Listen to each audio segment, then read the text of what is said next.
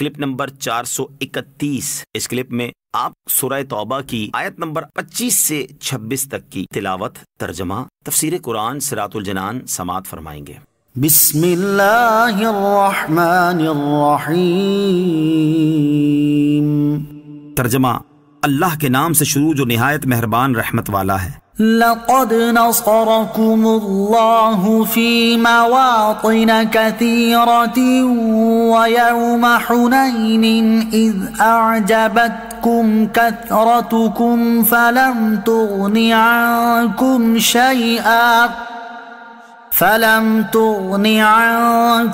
شيئا وضاقت عليكم الأرض بما رحبت ثم وليتم مدبرين۔ ترجمہ، بے شک اللہ نے بہت سے مقامات میں تمہاری مدد فرمائی، اور حنین کے دن کو یاد کرو جب تمہاری کثرت نے تمہیں خود پسندی میں مبتلا کر دیا تو یہ کثرت تمہارے کسی کام نہ آئی، اور تم پر زمین اپنی وسعت کے باوجود تنگ ہو گئی، پھر تم پیٹھ پھیر کر بھاگ گئے۔ لقد نصركم الله في مواطن كثيرة،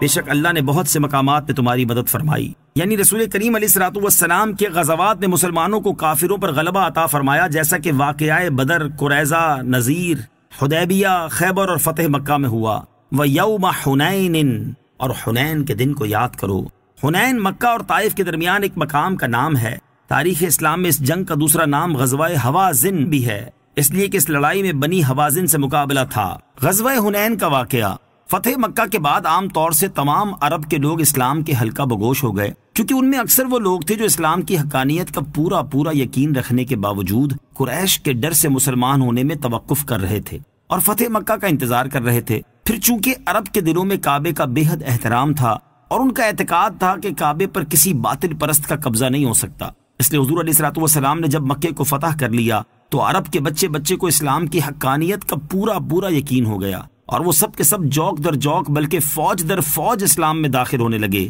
باقی ماندہ عرب کی بھی ہمت نہ رہی کہ اب اسلام کے مقابلے میں ہتھیار اٹھا سکیں، لیکن مقام حنین میں حوازن اور ثقیف نام کے دو قبیلے آباد تھے جو بہت ہی جنگجو اور فنون جنگ سے واقف تھے۔ ان لوگوں پر فتح مکہ کا الٹا اثر پڑا اور ان لوگوں پر خواہ مخواہ کی جاہلیت کی غیرت سوار ہو گئی، اور ان لوگوں نے یہ خیال قائم کر لیا کہ فتح مکہ کے بعد ہماری باری ہے۔ اس لیے ان لوگوں نے طے کر لیا کہ مسلمانوں پر جو اس وقت مکے میں جمع ہیں ایک زبردست حملہ کر دیا جائے۔ چنانچہ حضور پرنور علیہ الصلوۃ والسلام نے حضرت عبداللہ بن ابی حدرد رضی اللہ تعالی عنہ کو تحقیقات کے لیے بھیجا۔ جب انہوں نے وہاں سے واپس آ کر ان قبائل کی جنگی تیاریوں کا حال بیان کیا اور بتایا کہ قبیلہ حوازن اور ثقیف نے اپنے تمام قبائل کو جمع کر لیا ہے، اور قبیلہ حوازن کا رئیس اعظم مالک بن عوف ان تمام افواج کا سپہ سالار ہے، اور وہ 100 برس سے زائد عمر کا بوڑھا ہے۔ درید بن سما جو عرب کا مشہور شاعر اور مانا ہوا بہادر تھا، بطور مشیر کے میدان جنگ میں لایا گیا ہے، اور یہ لوگ اپنی عورتوں، بچوں بلکہ جانوروں تک کو میدان جنگ میں لائے ہیں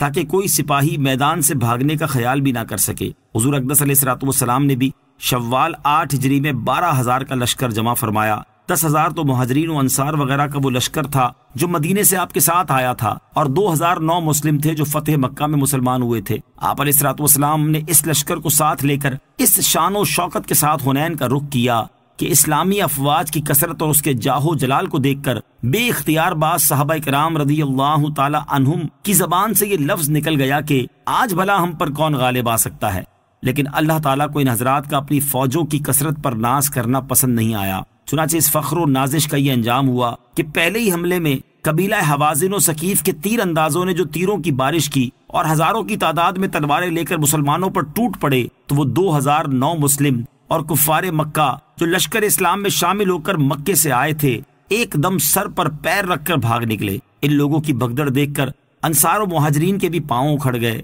حضور تاجدار مدینہ صلی اللہ علیہ وسلم نے جو نظر اٹھا کر دیکھا تو گنتی کے چند جانثاروں کے سوا سب فرار ہو چکے تھے۔ تیروں کی بارش ہو رہی تھی، 12,000 کا لشکر فرار ہو چکا تھا، مگر خدا عز و جل کے رسول صلی اللہ تعالی علیہ وسلم کے پائے استقامت میں بال برابر بھی لغزش نہیں ہوئی، بلکہ آپ علیہ الصلوۃ والسلام اکیلے ایک لشکر بلکہ ایک عالم کائنات کا مجموعہ بنے ہوئے نہ صرف پہاڑ کی طرح ڈٹے رہے بلکہ اپنے سفید خچر پر سوار برابر آگے ہی بڑھتے رہے، اور آپ علیہ الصلوۃ والسلام کی زبان مبارک پر یہ الفاظ جاری تھے کہ انا النبی لا کذب انا ابن عبد المطلب، میں نبی ہوں، یہ جھوٹ نہیں ہے، میں عبد المطلب کا بیٹا ہوں۔ حضرت عباس رضی اللہ تعالیٰ عنہ چونکہ بہت ہی بلند آواز تھے، اس لیے آپ علیہ الصلوۃ والسلام نے انہیں حکم دیا کہ انصار و مہاجرین کو پکارو۔ انہوں نے جو یا معشر الانصار اور یا للمہاجرین کا نعرہ مارا تو ایک دم تمام فوجیں پلٹ پڑیں، اور لوگ اس قدر تیزی کے ساتھ دوڑ پڑے کہ جن لوگوں کے گھوڑے ازدحام کی وجہ سے نہ مڑ سکے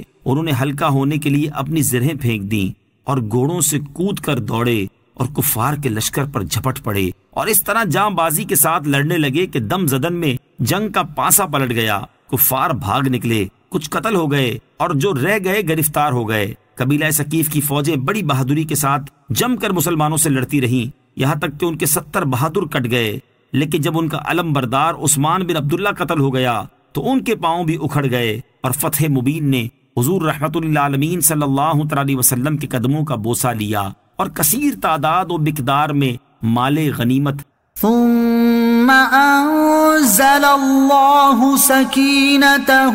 على رسوله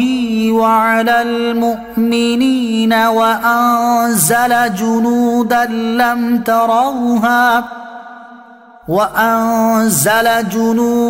لم تروها وعذب الذين كفروا وَذَلِكَ جَزَاءُ الْكَافِرِينَ۔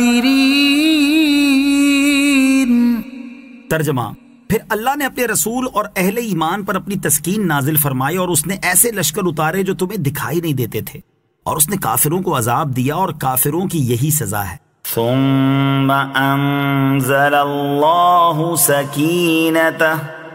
پھر اللہ نے اپنی تسکین نازل فرمائی۔ ارشاد فرمایا کہ پھر اللہ عز و جل نے اپنے رسول صلی اللہ علیہ وسلم پر تسکین نازل فرمائی کہ اطمینان کے ساتھ اپنی جگہ قائم رہے، اور اہل ایمان پر تسکین نازل فرمائی کہ حضرت عباس رضی اللہ تعالی عنہ کے پکارنے سے نبی کریم علیہ الصلوۃ والسلام کی خدمت میں واپس آئے۔ اس سے معلوم ہوا کہ جنگ حنین میں بھاگ جانے والے مسلمان مومن ہی رہے، ان کی معافی ہو گئی، ان پر رب عز و جل نے سکینہ اتارا۔ اب جو ان پر اعتراض کرے وہ ان آیات کا مخالف ہے، نیز یہ بھاگ جانے والے ہی واپس ہوئے اور انہوں نے مارکا فتح کیا، لہٰذا یہ فتح گزشتہ خطا کا کفارہ ہو گئی۔ آیت مبارکہ میں تسکین اترنے کا تذکرہ رسول اللہ صلی اللہ علیہ وسلم کے لیے پہلے اور بقیہ کے لیے بعد میں۔ اس کی وجہ یہ ہے کہ چونکہ تسکین رسول اللہ صلی اللہ تعالی علیہ وسلم کی برکت سے نازل ہوئی اور پھر آپ کے فیضان سے بقیہ صحابہ پر اتری، اس لیے سرکار دو عالم علیہ الصلوۃ والسلام کا تذکرہ پہلے ہوا، ورنہ گھبرانے والے حضرات تو دوسرے تھے، اور سرکار دو عالم علیہ الصلوۃ والسلام تو میدان جنگ میں ڈٹے ہوئے تھے۔ وَأَنزَلَ جُنُودًا لَّمْ تَرَوْهَا، اور اس نے ایسے لشکر اتارے جو تمہیں دکھائی نہیں دیتے تھے، یعنی فرشتے جنہیں کفار نے ابلک گھوڑوں پر سفید لباس پہنے امامہ باندھے دیکھا۔ یہ فرشتے مسلمانوں کی شوکت بڑھا